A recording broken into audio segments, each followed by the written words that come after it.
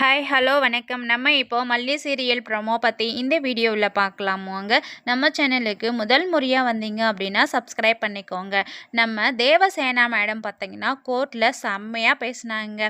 அது மட்டும் இல்லாமல் நம்ம விஜயே பார்த்தீங்கன்னா நம்ம தேவசேனா மேடம் இவ்வளோ நாள் எங்கடா போனாங்க, எங்கடா இருந்தாங்க அப்படின்ற மாதிரி ஒரே ஆச்சரியத்தில் பார்த்துட்டு இருந்தாங்க.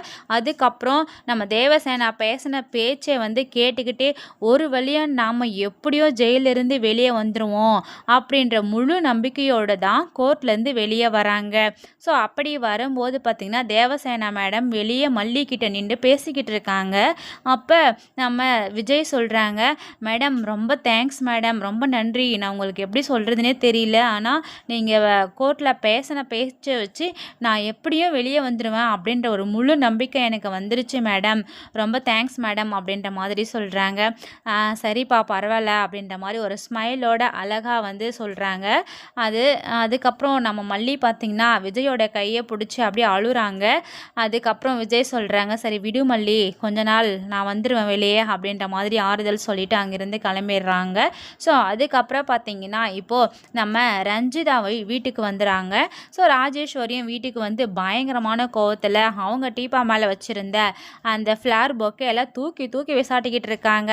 என்ன அப்படின்னா தேவசேனா மேடம் கோர்ட்டில் பேசுனதை பார்த்து அவங்க பயங்கர ஷாக் ஆகிட்டாங்க. ஸோ நம்மளை பற்றின டீட்டெயில்ஸ் எல்லாமே எவிடன்ஸோடு கொடுத்துருக்கிறதுனால நம்ம எல்லாமே அந்த இடத்துல வேஸ்ட்டாக போயிட்டோமே அப்படின்னு நினச்சி அவங்களுடைய கோவத்தை அப்படியே எல்லாத்தையும் தூக்கி போட்டு வெளியே காமிச்சிக்கிட்டு இருக்காங்க.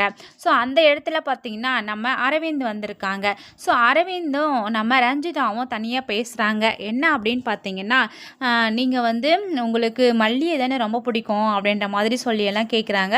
யார் சொன்னது, அப்படியெல்லாம் ஒன்றும் இல்லையே அப்படின்ற மாதிரி சொல்கிறாங்க. அதுக்கு நம்ம அரவிந்தும் பேசிக்கிட்டு இருக்காங்க. நம்ம மனோகர் அதை கேட்டுக்கிட்டு இருக்காங்க. ஆனால் அங்கே நடக்கிற விஷயம் நம்ம மனோகர் பார்க்குறது ரஞ்சிதாவுக்கு தெரியாது. இந்த விஷயம் எல்லாமே பார்த்திங்கன்னா ஒரு எவிடன்ஸ் கலெக்ட் பண்ணுறதுக்காக தான் அப்படின்ற விஷயம் ரஞ்சிதாவுக்கு தெரியாது. ஆனால் நம்ம அரவிந்துக்கும் மனோகருக்கும் தெரியும் என்ன நடக்குதுன்னு. கொஞ்சம் வெயிட் பண்ணி பார்க்கலாம். தேங்க்ஸ் ஃபார் வாட்சிங்.